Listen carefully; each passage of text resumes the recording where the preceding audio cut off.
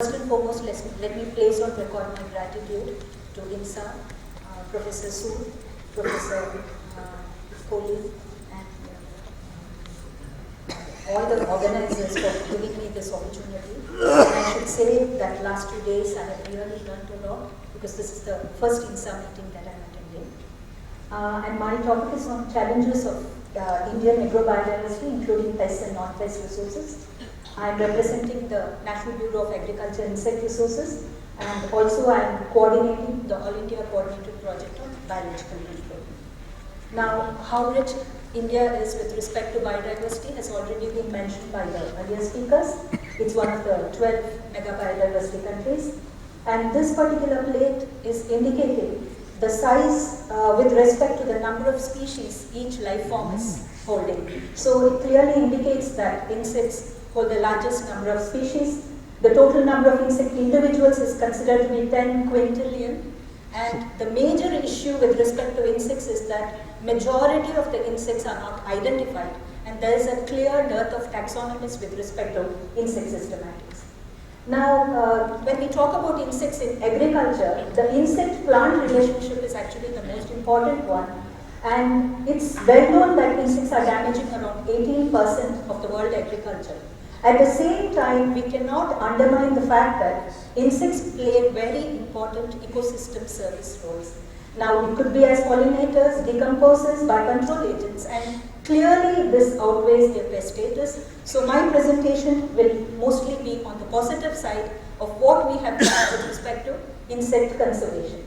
Now, I would just briefly speak about what we do in our institute, the National Bureau of Agriculture Insect Resources.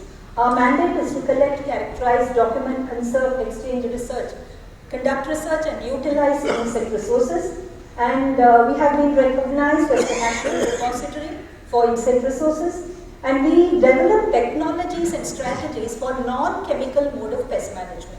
That is, without using insecticide, by using beneficial biocontrol agents which comprise of parasitoids, predators and microbial biocontrol agents.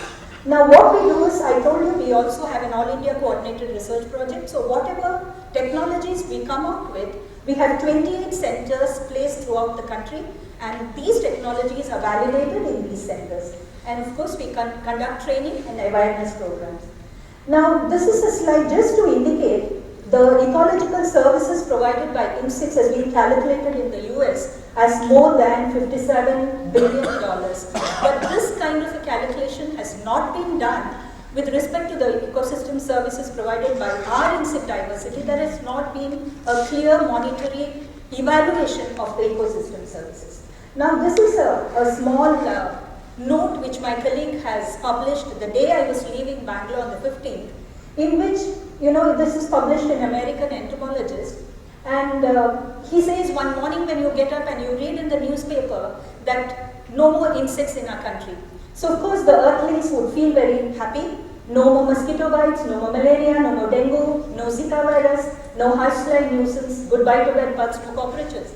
But at the same time, how would we react to not having lac, not having silk, not even a drop of honey, and more important, no pollination, no decomposition. It's really scary.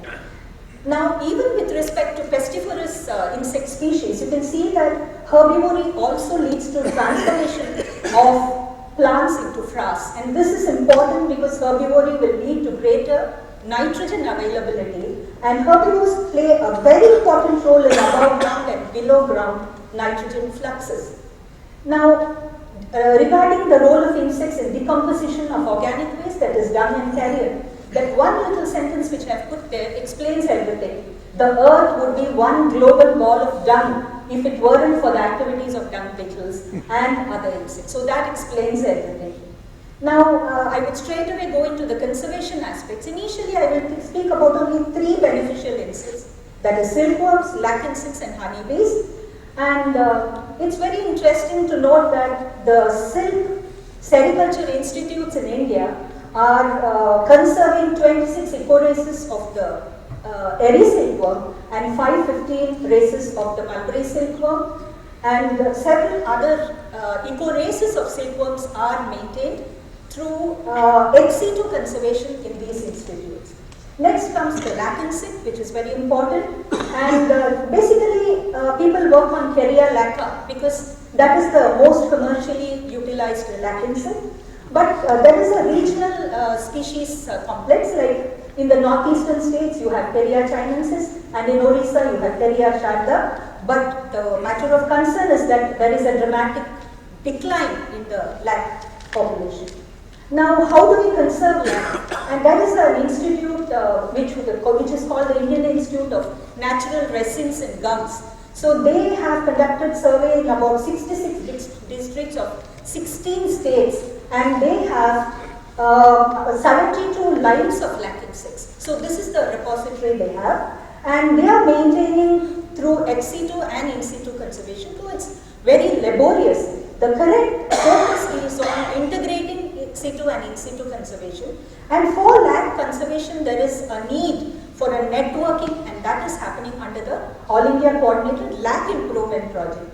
Now here I will speak about briefly the genetic resources of honeybees. You can see that there are several Apis species, Apis mellifera, Apis cerana, various species. Now one important thing we should be proud of is that out of the 9 important Apis species, 6 are in India, and Apis cerana is the most popular one. And again here there are some ecotypes of Apis cerana, which is again regional in distribution. Apis cerana Himalaya, Apis cerana serrana, Apis cerana indica. And very interestingly, in the Khasi Hills of Meghalaya, the bumblebee species diversity is intense.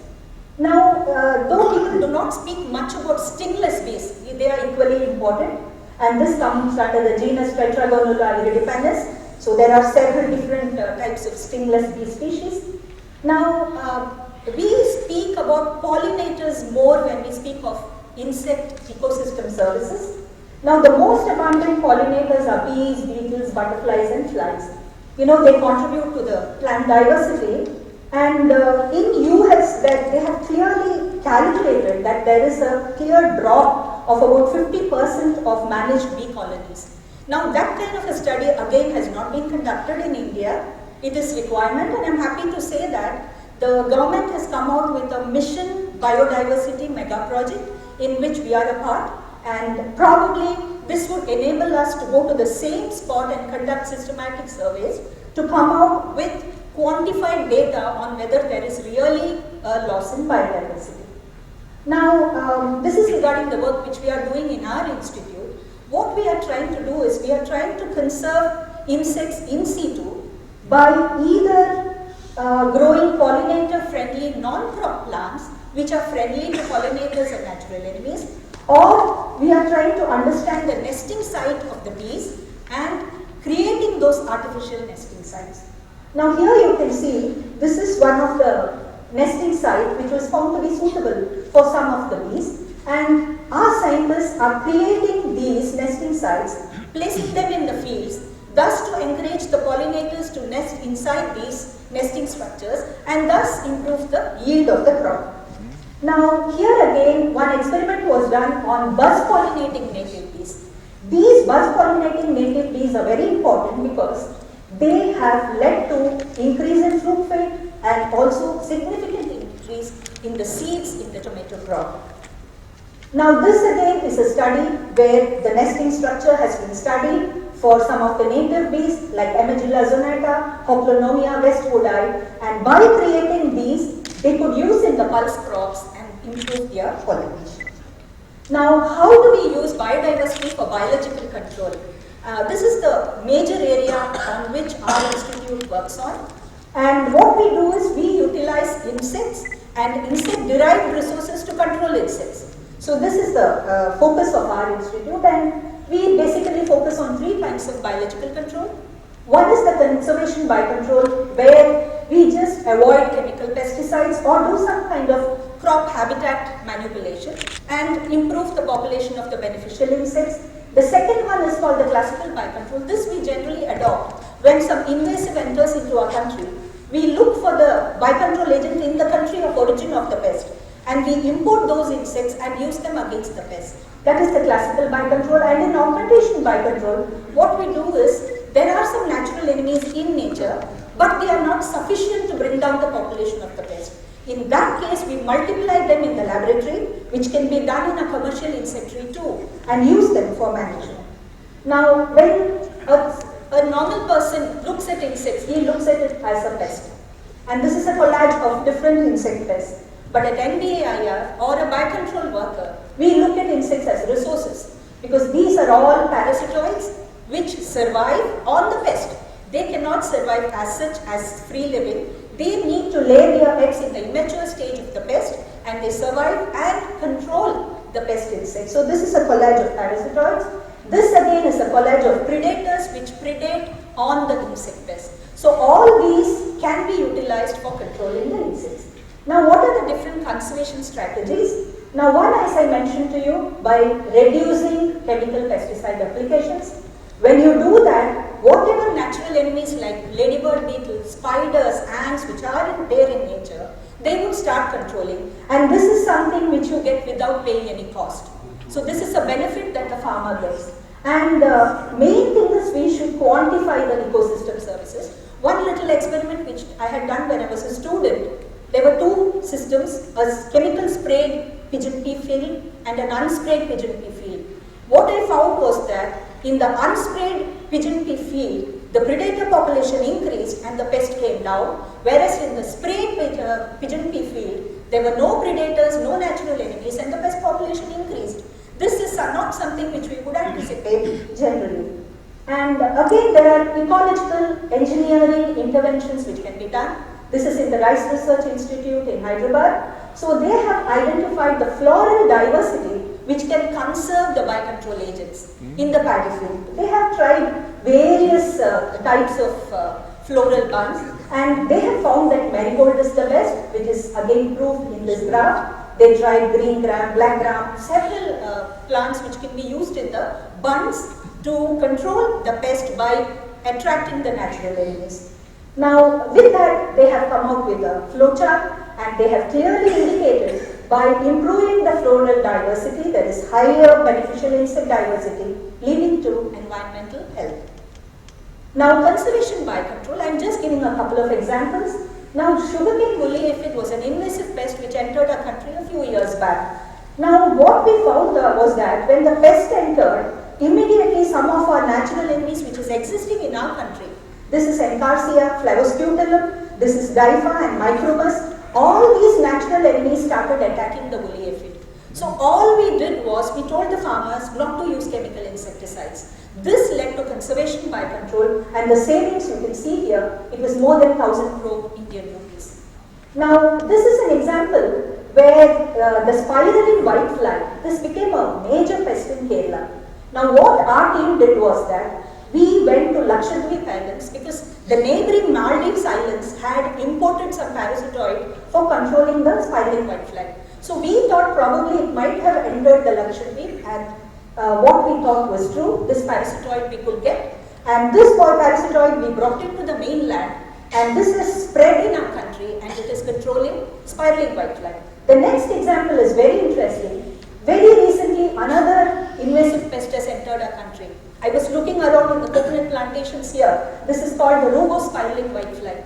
Now, this is causing a major problem in the oil palm and coconut industry. Now, here again, when we were looking out, we found that the same parasitoid which we had brought in for the spiraling whitefly is also finding this as a good host. So again, the advice to the farmer is not to use chemical insecticides, and this is considered. Now, to move on to augmentation biocontrol, how we are multiplying biocontrol agents.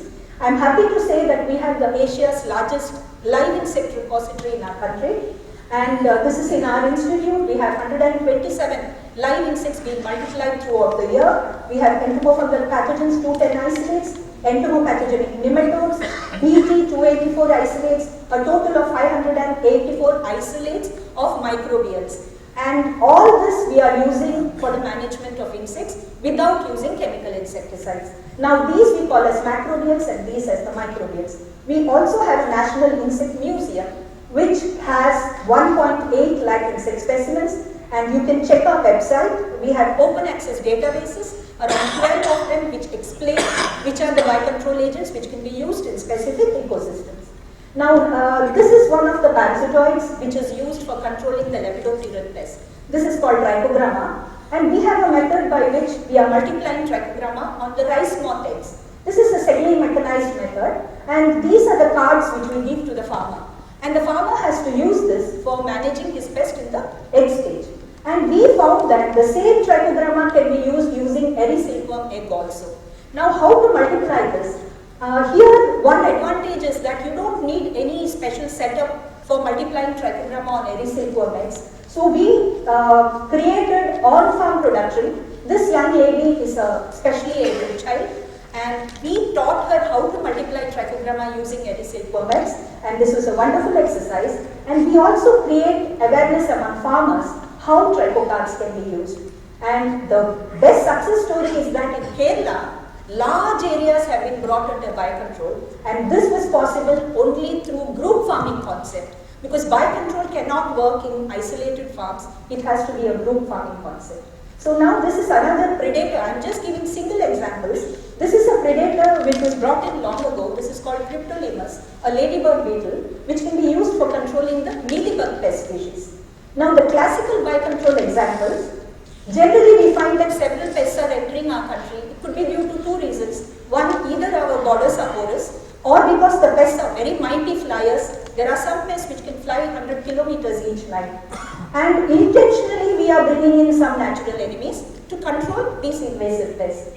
Now we brought in a predator called Curinus to manage the Louisiana psyllid. We brought in a parasitoid called Quadristichus mendeli to control the leptocide, which really led to savings of thousands of rupees to the paper industry.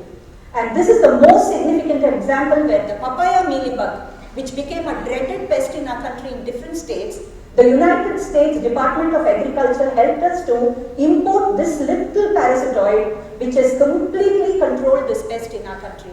We distributed this to different parts of the country. Similarly, in Kerala, for controlling the water, the Salvinia, what we could do was that we imported this weevil, Citrovagus salvinia, which led to so much of savings, and you can see the condition before release and after release. Now, this is the last case study I am giving. This is the latest invasive pest which entered our country called the fall armyworm, Spodoptera frugiperda. Now, this was reported in May in Karnataka. We could identify it using molecular characterization, and we went in search of natural enemies. This is an invasive.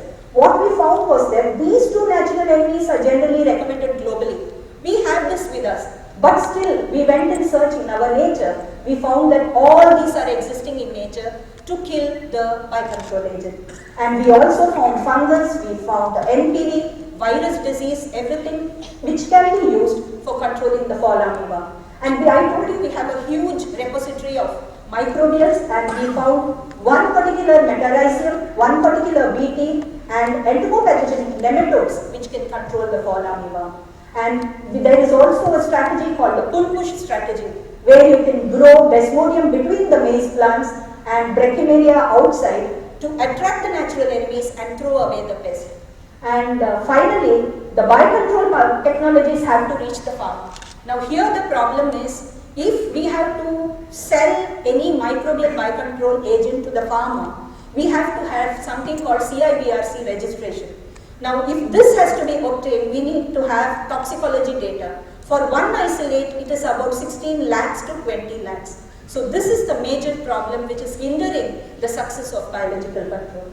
Now the take-home message is that national and international networking is extremely important for global biocontrol, and we need funding to generate toxicology data, or at least for government institutions there should be some kind of fast-track registration which can avoid the drain from the government funding. And some institutions can be identified to generate toxicology data for government institutions, at least to popularize biocontrol. Thank you so much. Thank you, Dr. Sethi, for that.